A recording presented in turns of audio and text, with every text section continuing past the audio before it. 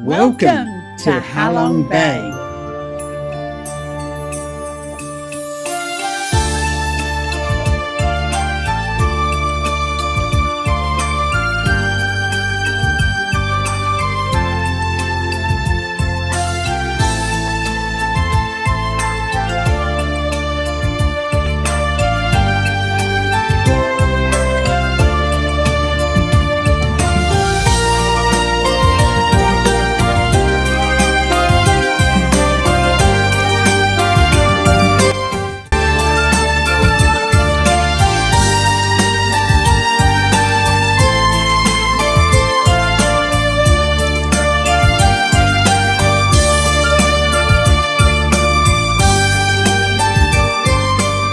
Welcome back. I'm Helen. I'm James. And we are global nomads. And in 2024, we sold everything we owned to retire early and travel the world full time. Good morning from Tam Kok, right outside Nihn Bihn. We've been here for 3 days. If you saw our previous video, you would have seen us taking a boat ride and a US military Jeep ride. And today, it's pretty early. It's 7:20. And we are going to be headed off. We're going to be picked up in about 10 minutes. We're going to be headed off to Halong Bay. Now, we have been to Halong before, back in 2017, but the weather was really not very nice. So I said, why don't we go again? And hopefully the weather will be better this time. So at the minute, you can probably see we've got bright sunshine. So fingers crossed we're going to have better weather. And we're going on a bit of a fancier boat this time. Right, it looks like it should be fancier. Last time we went on a very traditional kind of Vietnamese looking boat. This one looks a bit more like a private yacht, looks a bit more bougie. So we'll see what it's like. And that sounds like That sounds like our ride. So I guess We'll see we're on there. our way. See you there.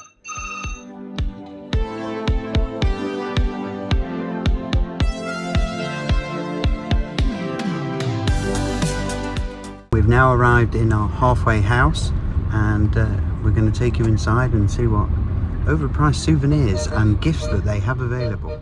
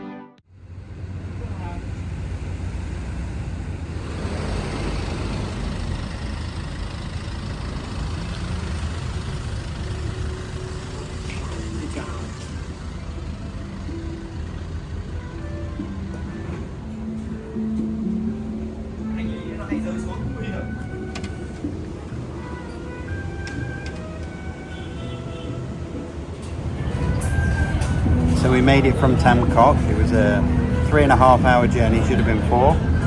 And we're now sitting in the waiting area. We strangely enough, they told us we've got to wait here 45 minutes but you have to pay for drinks. So we have a little menu.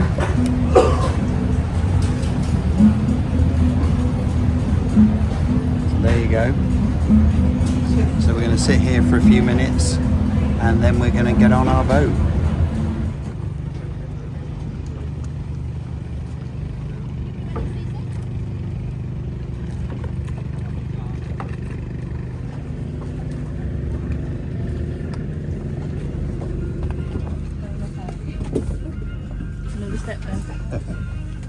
Gentlemen, welcome to Vietnam. Welcome to Elite Sea on this beautiful day. So now, Sir Mena will transfer from here, from Tuần Harbor.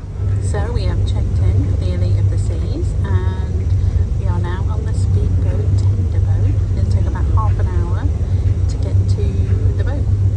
Ship. Cruiser. I don't know.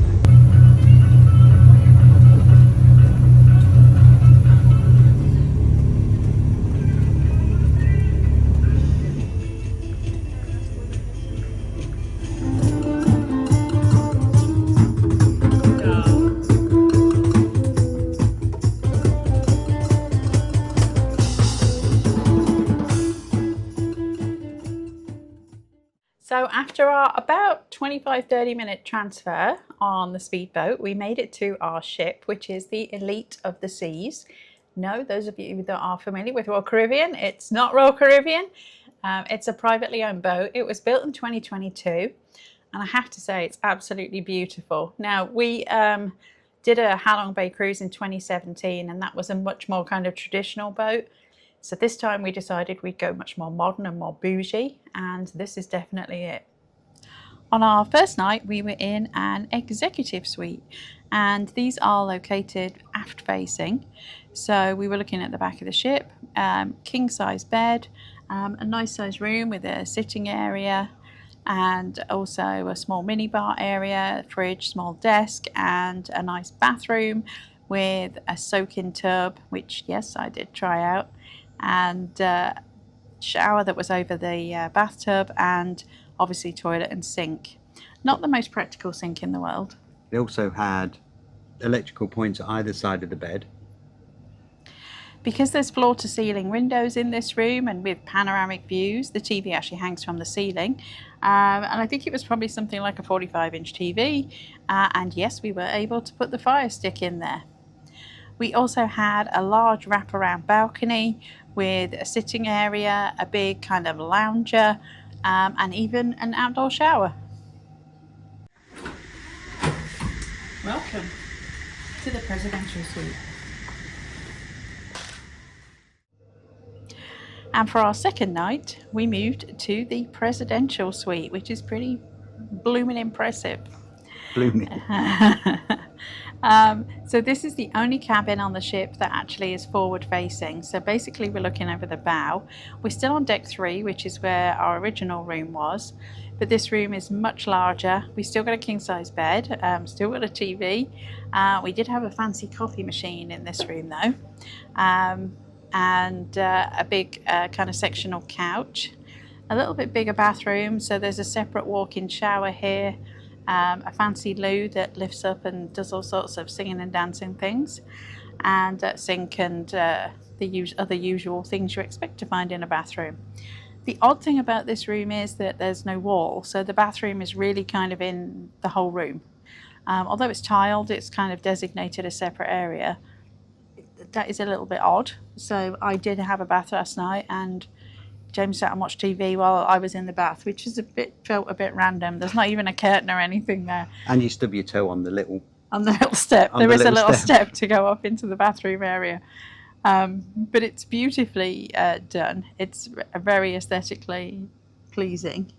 And of course, the big selling point for this room is where we're sitting now, which is the super large forward-facing balcony. So the times that we've been cruising, we've been able to sit out here. Last night at sunset, we sat out here as we were cruising through the bay and enjoyed a glass of wine. And then this morning we got up and had our tea, not our coffee, because we're British, obviously. So we had our tea and sat out here and enjoyed our tea. And you have an iPad to control all of the lights and all of the curtains, because I think there's 5 sets of curtains. They're all almost floor to ceiling. And you hit your little iPad, although it wasn't charged, you hit your little iPad and all the curtains open. Overall, both rooms are amazing, honestly. We haven't. I'd have been happy with either. Yeah. Honestly, you know, both are. You know, you've got incredible views.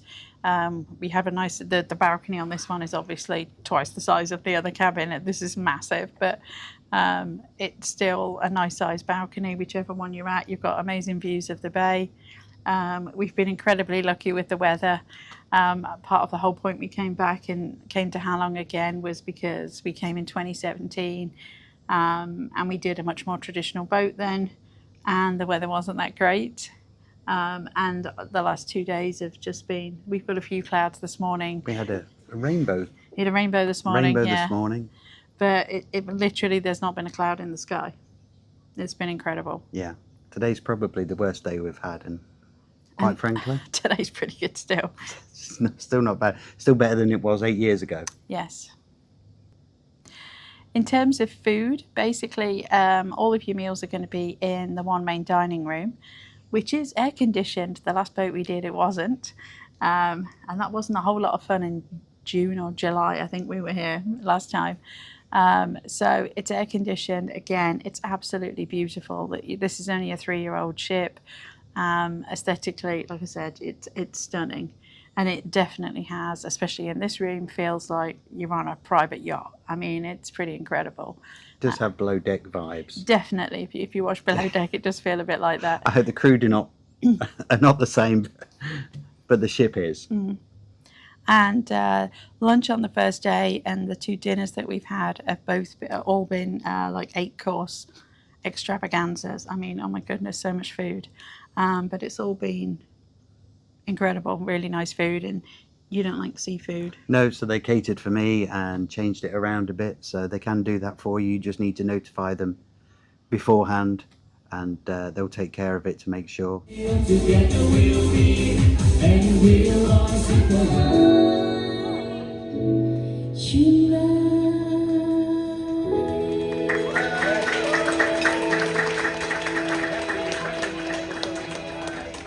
Happy anniversary! So for each meal, they include a drinks package. That's lunch and an evening meal, and it's called the premium exclusive drinks package. Really, it's soft drinks, 3 beers, and that's about it. And 3 kind of cocktails. Yeah, and lots of mocktails, lots of soft drinks. But when they give you the free drinks package, it's not. I was kind of expecting it to be a little bit more like a lounge experience in a hotel. So there'd be like 1 red wine, 1 white wine, 1 gin, 1 whiskey, that kind of thing. And there was no wine. And there's no wine. We did take it up with them because it's a bit misleading, and their website doesn't really show the information. They have a broken link on there, and they've tried to cater for us, but we don't drink a lot. It was more the principle that they're kind of selling it as like an exclusive free-flowing drink package, when really the reality is that unless you're drinking Diet Coke like and coffee, yeah, that's about it. So the ship does provide free Wi-Fi on board. They do say that it can be spotty. We've managed to run a Fire Stick plus our iPads, iPhones. The honest truth is, you're not that far away from land. Although this does feel a bit outer worldly where we are, we can actually, in some places at the moment, just over our shoulder, we can see the bay. You don't go that far out to sea, so you manage to keep Wi-Fi or your cell signal in most places. We managed to watch the Grand Prix last night without too many problems. Had perfectly good signal, so Wi-Fi is pretty good on here. Part of the cruise package is there are excursions included. So on the first day, you actually get on board about noonish by the time you make it to the ship. And you'll basically have lunch as soon as you arrive. We've done 2 nights on board. You can just do 1 night if you want to. So the first afternoon there was an excursion to the Dark and Bright Cave, which you could either kayak or go on a like local boat. We chose to just take it easy because we've been there before last time, so we weren't so worried about doing that again. No. Then by the time you come back, they also have, which I think is a really cool thing, you'll have seen the shots already probably, depends upon how we edit this, but between 4:30 and 5:30 they have a drone on the top deck, and you can go up there and they'll take some drone shots of you, and there's also a photographer there to take photos as well, so and no charge. I was quite impressed with that. We were fully expecting it to be like, and here's a package that you can buy.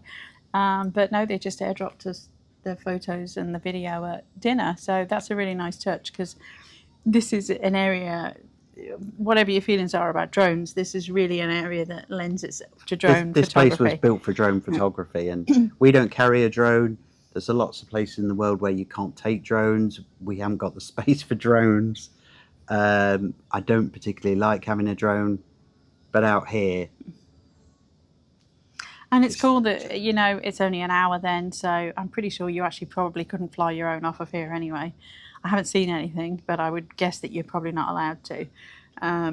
but it's nice that it's like it's an hour, then it's done. Like there's not all around you all the time. So, and you get some really cool Insta shots as well. So that's a really nice touch. After dinner, both evenings as well, there's been a little firework display. And they have a pianist and a singer. At dinner. Yeah. So. And then every time you're out on deck somewhere, or when you get on and off the boat, there's a little band playing as well. And then yesterday, which was our full day on board, we took a trip to a local village. At Cat Bar Island. How many people live in this village? It's a small town. So, good morning from Cat Bar Island. We just took the boat on the speedboat from the main boat, and we just landed here in Cat Bar Island, and now we're taking the electric cart to the village. We did have an option to bike this. 40 minutes, 5 kilometres on the bike, uphill in this heat. Everybody chose to go with the electric car. Just saying. And they just take you to, it's the biggest island here that forms part of Halong Bay. And they just took us around and shown us a bit of the village. And then we stopped at, you had a traditional fish massage thing where the dead skin. The feet pedicure, yeah, that's very weird. I only just stuck my foot in and took it out again. It was very weird. It's weird, isn't it? That is weird. It's like something's poking you.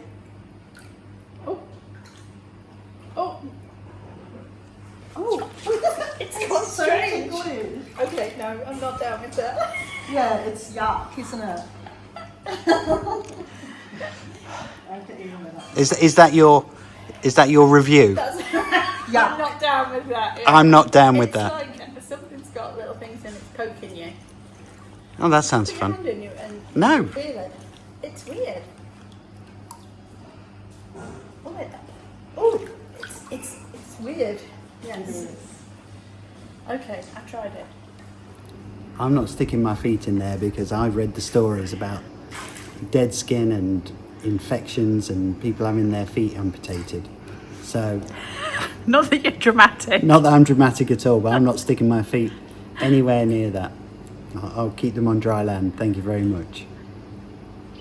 And then we had lunch above there, overlooking the paddy fields. It was an okay day, not that informative, honestly.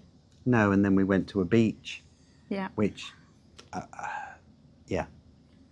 it's a very small beach. It's beautiful.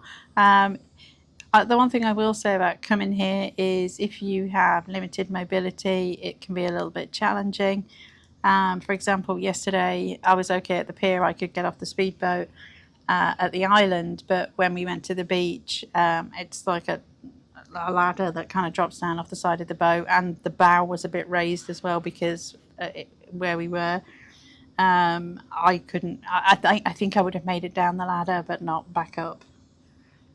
So I stayed on the boat.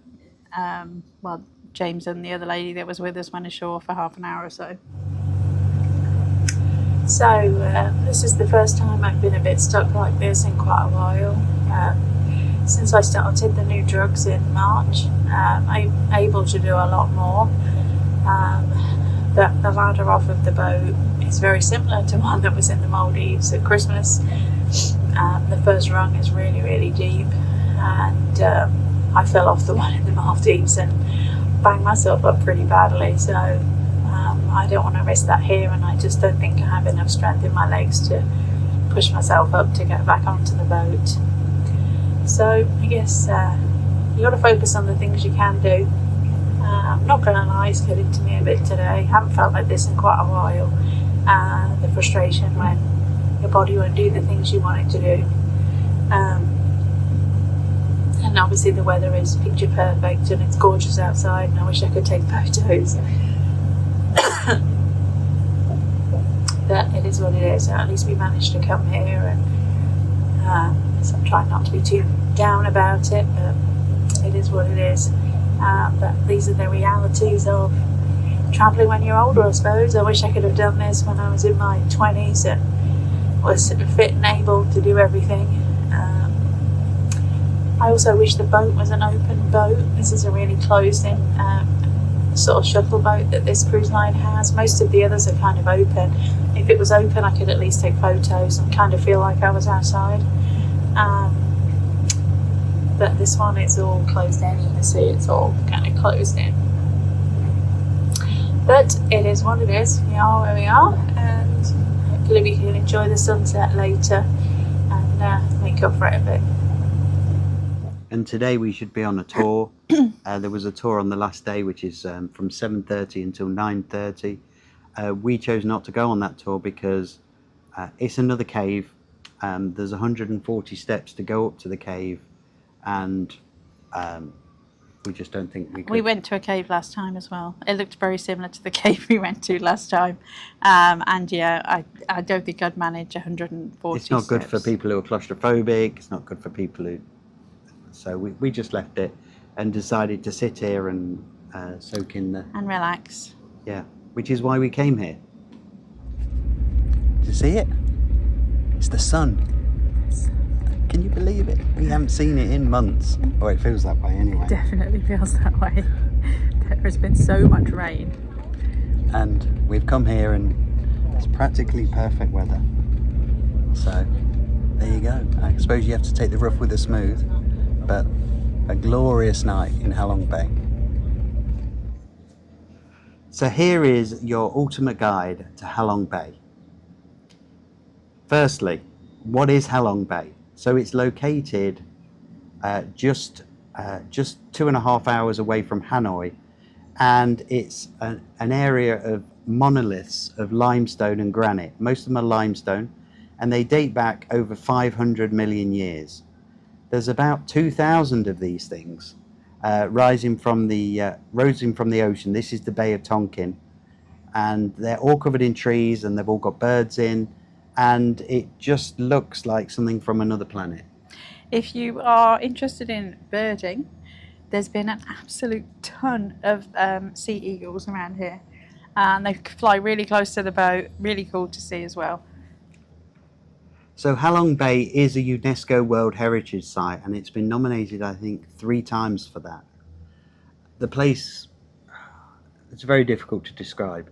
It's just spectacular, and it's definitely one of those places that everyone should go to once in their lifetime. Agreed, yeah. Halong Bay is made of 3 areas. There's Cat Bar Island, which is the place we went to yesterday on our tour. Halong Bay, which is in the middle, and Batu Long Bay, which is to the right. We're at the moment kind of skirting between Cat Bar Island and Halong Bay. Each of the boats have different itineraries. They go to different parts of the bay, but generally they don't cruise around the whole of the bay. They'll stay in a particular area, and that's where they will stay for the whole of the cruise. Halong Bay actually means descending dragons, and if you look at the rock formations, I think back in the day they believed that these were the backs of the dragon rising from the ocean. Generally they will do these itineraries as a 2-day 1 night or a 3-day 2 night. We're on a 3-day 2 night, and that really means that you're on board for approximately 48 hours. You'll get on board or you'll leave the pier, depending upon the ship, around about 11 a.m. to 12 p.m. and then you will get back off about the same time 24 hours later or 48 hours later. The reason that we've done both of our itineraries on a 3-day 2 night is because literally by the time you've unpacked your things, you've cruised for a little bit, you're packing everything up and leaving again. And quite frankly, we do enough of packing and unpacking in our little cases it's just nice to chill for at least 1 night of those 2 nights. So how far do you cruise? I'm going to try and put a little map here of how far we actually cruise. You don't cruise that far. You generally go from point A to point B. You do not sail all the way through all of these monoliths. They each have a set route and a set itinerary that they go to, because there are so many boats. I don't know how many there are, but there are hundreds of these boats. You did try and ask Google for how many boats there were, but there isn't actually a. Even Google doesn't know. Yeah, and so, you know, Google doesn't know. And they're a lot more now. They're becoming these newer, more luxurious boats. Previously, they used to be the more Indochine junk type boats that are more traditional, but now they're going a bit more high end. I mean, compared to where we came 8 years ago, there's so many more boats. So when you moor up, you would generally cruise for a bit, and then you would moor up, and then you would, in the morning, you would cruise for a bit, and then you would moor up. You're not cruising for the whole time, and generally you're around boats or ships at night and during the morning. At the moment, I was going to say, although at the moment I can't see another boat, but yeah, at the moment we're not near anything at all. And on some of the drone footage, I think there's one boat around us. But generally there might be 7, 8, 9 boats, and we'll probably drop some footage in as when we pull in. You can see how many come to the harbour.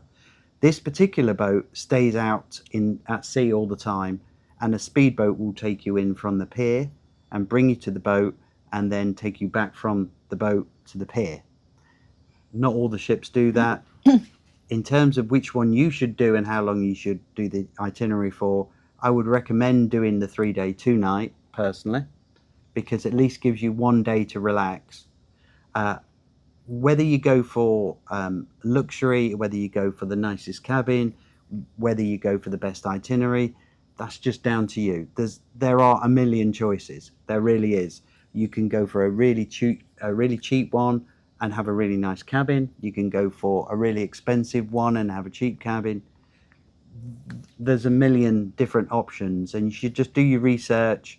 But the two that we went on had completely different itineraries. Mm-hmm. One went to Batu Long Bay, and this one stayed nearer to Cat Bar Island. So even within the ships, there's different itineraries. Most of the ships will include a transfer from Hanoi, and Hanoi is about 2.5 hours away. So if you want a group transfer, they'll normally pick you up from the old quarter, bring you to here, and then at the end of the cruise, drop you back in the old quarter. They will take you to the airport, or they will do a private transfer if you choose to, and I guess depending upon the service will depend upon how much they charge you for that. The last time we did this cruise in 2017, it was on a ship called Dragon Legend. We did the 3-day 2-night, and they also included some nights in a hotel in Hanoi. The total cost of that was $850 US. Now that was 8 years ago. For this cruise, the cost was $2,100, and that's just for the 3-day 2-night cruise. That didn't include the hotel. We organised that ourselves. So part of that is this is a more luxurious ship, and I'm sure part of that is inflation and COVID and everything else that went on. Well, when I was looking for other cruises, I found other 3-day 2-night ones from like $200 each. So it can definitely be done much, much cheaper. This was definitely a splurge. And this was definitely one of the more expensive ones, but there are even more expensive ones than this too. And that was for the price that you said was for our original cabin as well.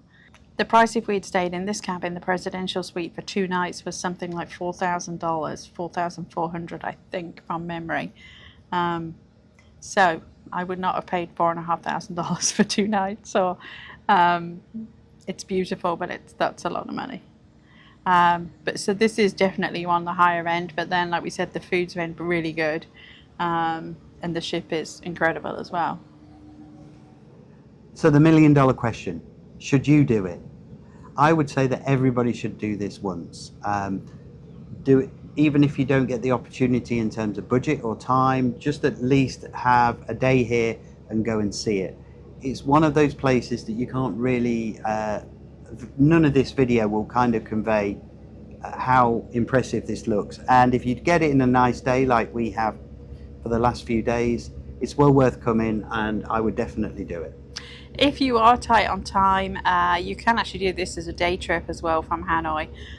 It would be a long day, like it's a 2.5 hour drive-ish from Hanoi to here. Most of it's on an expressway now, which I don't think was finished the last time we came. We did quite a bit through towns last time. So you can do it as a day trip. Like I said, 2.5 hours here, 2.5 hours back, and then I think you'd probably end up with another 2 or 3 hours on a boat. But if you are tight on time or budget, then that's definitely an option too, just to be able to come and see it. So overall, I'm really glad we came back. Definitely. We did question it. We did, We yes. did question it a few days ago, but we did it. And we're glad we did. It's also been a really completely different experience to the last trip that we did. Obviously, the weather is much nicer. Sorry, I have a bit of a cold, which is why I'm coughing and spluttering a little bit. So it's definitely been worth coming. I'm glad we came back. Glad we got to see it again. I'm glad we got to see it in nice weather. So for sure, if you're unsure, do it. So thanks for watching our ultimate guide to Halong Bay aboard Elite of the Seas. Please like and subscribe and hit that notification bell. And remember, you're not here for a good time. You are here for a good You are time. for- And remember, you're not here for a good time. Please like and subscribe and hit that notification bell. And remember, you're here for a good time, not for a long time. So from Halong Bay, we'll see you in the next See video. you next time.